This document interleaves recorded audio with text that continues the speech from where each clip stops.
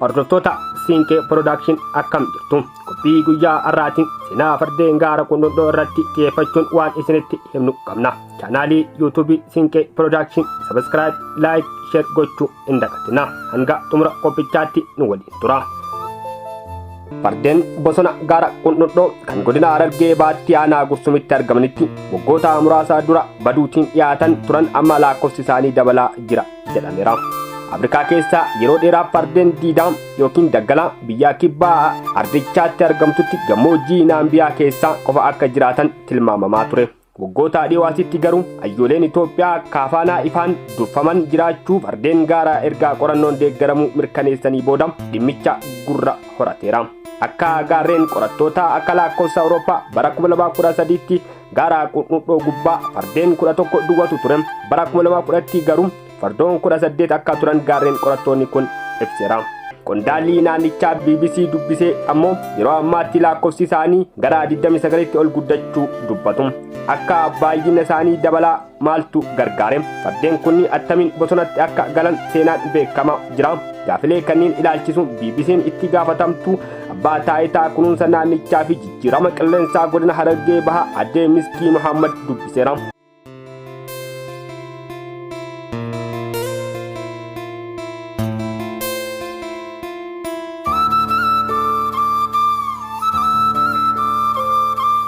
Jaalatamtoota hordoftoota Siinqee Production har'aaf qophiin qindeeffanne kana fakkaata. Odeeffannoo waqtaawaa fi sagantaalee garaagaraas dhimmoota hawaasummaa fi diinagdee irrattis xiyyeeffatan argachuuf Siinqee Production subscribe, share, like gochuu hin dagatinaa.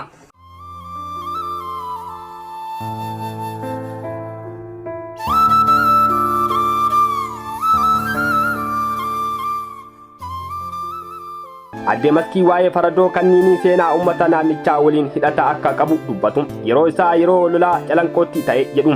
Akka manguddoo irraa dhageenyetti fardeen gaara qundundoo seenaa guddoo qabu. Abbootiin keenya yeroo lola calanqoo fardeen kanatti fayyadamani jedhaniiru.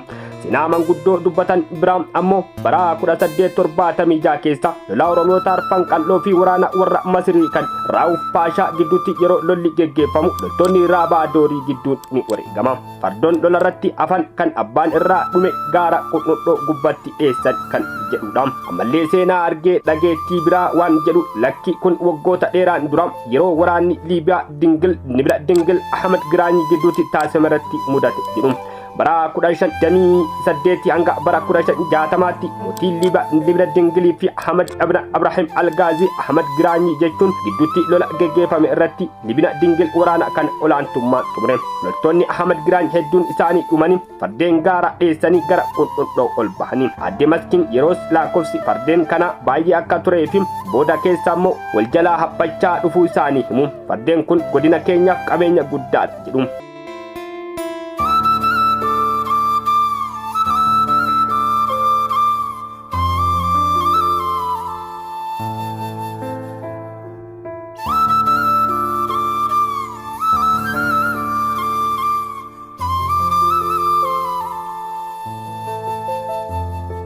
Bifa faradoo kanniinii wayita himanis akkuma fardeen kaanis bifa bareedaa qabu. Halluu isaanii adii fi diimaadha. Kottee isaanii duudaadha jedhu. Fardeen kunis barbaacha baay'een booda gara gaara qundundoo ol deebinaa kan jedhan itti gaafatamtuun tuni wayita sanitti lakkoofsi isaanii fardeen 9 qofa akka turan himu. Haa ta'u malee amma wal horuun gara 29tti guddataniiru.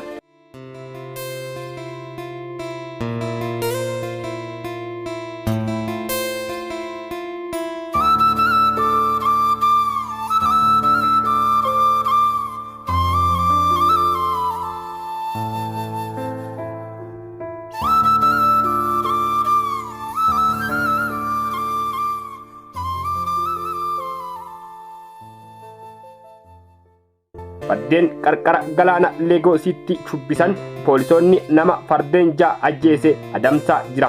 Lakkoofsi isaanii akka dabalaa maaltu gargaare? Fardeen kunniin deebi'anii akka wal horaniif sababni gumaata taasan hedduun jira jedhu adde Maskiin. Fakkeenya wayita himanis kunniinis eegdota paarkiitiin taasifamuu dhimma dursan eeramu jedhu. Kana malees hawaasni naannoo fardeen kanaatti argamu ni kunuunsa mootummaa naannoo Oromiyaallee hedduu ramadee fi bosona isaanii keessa jiranillee daangeffamutu nyaataa fi dhugaatii achumatti dhiyaataaf jedhaniiru. Haa ta'u malee kunuunsi amma taasifamaa jiru gahaa ta'uu baatus jalqabbiin isaa gaariidha jedhu. Kana dura akka dhage daangeffame hin qabu ture. Daangeffama kana eegalame waggaa 2 dura akkasumas dallaanis ergasii ijaarameeraa fi iddoon daangeffamaa fi hedduun ramadame mataa isaa qabeenya kanaaf gahaa miti. Kanaafuu ammallee mootummaa naannoo Oromiyaa kan federaalaa akkasumas dhaabbileen dhimma kunuunsa naannoo irratti hojjetan kan biroollee kunuunsa fardeen lakkoofsa isaanii dabalaa jiruu fi deeggarsa akka taasisan waamicha dabarsaniiru. Adde Maskiin akka jedhanitti fardeen kun faradoo warra kaan irraa garaagarummaa guddaa qabani. Hawaasa naannoo isaaniitti argamuu fi kan isaan kunuunsu walii galanii jiraachuu ni danda'u. Haa ta'u malee namoota halaalaa yeroo dheeraa booda itti deemanii fi kan fuula haaraa ni dhiyeessu irraa ni fagaatu. Warra itti siquuf isaaniin tajaajilu ammoo itti dhiyaatu jedha.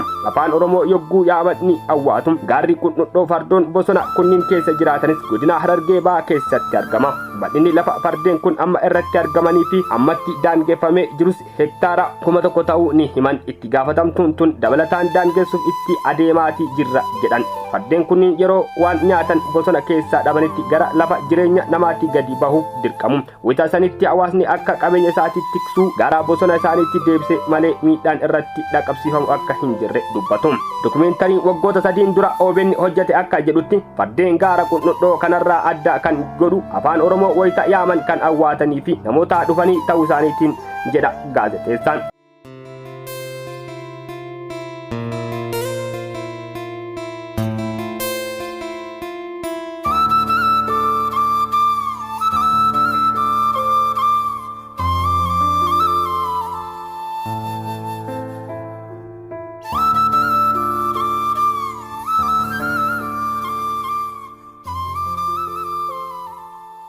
Akka ragaan maasiraatii dhaabbata miti mootummaa bineensa baduuf qophaa'an irratti hojjetaan Dream jedhamu irraa arganne akka mul'isutti sababoota fardeen kun lakkoofsa isaanii amma dura daran hir'ataa dhufeef keessaa tokko jiraattonni naannichaa fardeen kana adamsaa qabuun madaqsuu isaatiin. Gosa fardeen kanneen irraa dhalatanis gabaa irratti haalaan barbaadamu waan ta'eef kun jiraachuu gosoota fardeenii kaaniif haala yaaddeessaadha jedhama. Gaara Qunxuxxoo gubbaa fardeen kana malee naannoo bosona sanaa keessa waraabessaa fi leenca dabalate bineensonni bosonaa gosa adda addaa bosonicha keessa jiraatullee hanga ammaatti miidhaan bineensota kanneen fardeen kana irra ga'u homtuu hin jiru jedhan.